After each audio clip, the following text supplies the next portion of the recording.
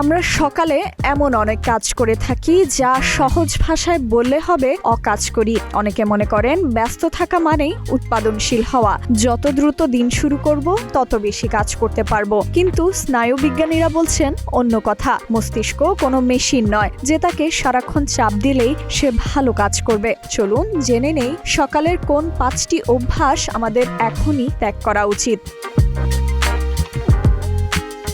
সকালের অভ্যাসে পরিবর্তন আনতে না পারলে দিন জুড়ে মনোযোগ ও কর্মক্ষমতা কমে যেতে পারে, এমনটাই বলছে সাম্প্রতিক বিভিন্ন গবেষণা। ঘুম থেকে উঠেই মুঠোফোনের ব্যবহার, তাড়াহুড়ো করে কফি পান কিংবা স্নুজ বাটন চাপার মতো সাধারণ অভ্যাসগুলোই মস্তিষ্কের স্বাভাবিক জাগরণ প্রক্রিয়াকে ব্যাহত করে। বিশেষজ্ঞরা আরও জানান, ঘুম থেকে জাগরণের সময় মস্তিষ্ক একটি গুরুত্বপূর্ণ আলফা অবস্থার মধ্য দিয়ে যায়, যা সৃজনশীলতা ও স্বচ্ছ চিন্তার জন্য সহায়ক। কিন্তু সকালে ফোনের নোটিফিকেশন ও সামাজিক যোগাযোগ মাধ্যমে ডুবে গেলে এই প্রক্রিয়া ভেঙে গিয়ে মানসিক চাপ বাড়াতে পারে।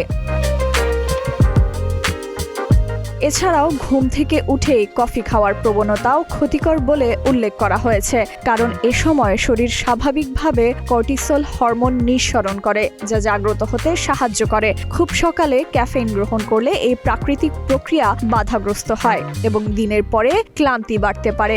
গবেষণায় আরও দেখা গেছে, সকালে অতিরিক্ত মাল্টিটাস্কিং মনোযোগ কমিয়ে দেয়, তাই দিনের প্রথম 1 ঘন্টা ফোন ও ইমেইল থেকে দূরে থাকার পরামর্শ দেওয়া হয়। পাশাপাশি স্নুজ বাটন এড়িয়ে চলা এবং প্রোটিন সমৃদ্ধ নাস্তা গ্রহণ মস্তিষ্ককে সক্রিয় রাখতে সহায়তা করতে পারে।